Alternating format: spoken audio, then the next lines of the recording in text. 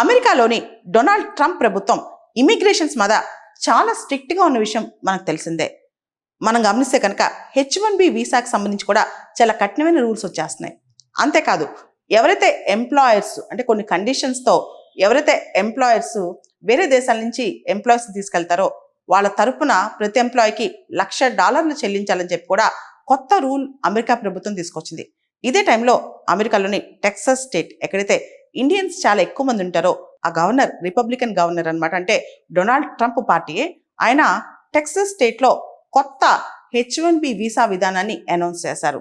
వచ్చే అంటే మే 31, 2027 వరకు కూడా కొత్త పిటిషన్స్ టెక్సస్ స్టేట్కి సంబంధించి యూనివర్సిటీస్ కానీ, అక్కడున్న ఇన్స్టిట్యూషన్స్ కానీ, పబ్లిక్ ఏజెన్సీస్ కానీ ఏదైనా సరే పూర్తి స్థాయిలో మే 31, 2027 వరకు కూడా కొత్త H1B వీసా పిటిషన్ సంబంధించి ఫ్రీ చేసేసేయాలని చెప్పి కూడా చెప్పారనమాట. యాక్చువల్లీ అసలు H1B వీసా మనం ఎందుకు తీసుకొచ్చాం, H1B వీసా ప్రోగ్రామ్ మనం తీసుకురావడానికి కారణం ఏంటని చెప్పి కూడా అక్కడ గవర్నర్ డిస్కస్ చేశారు.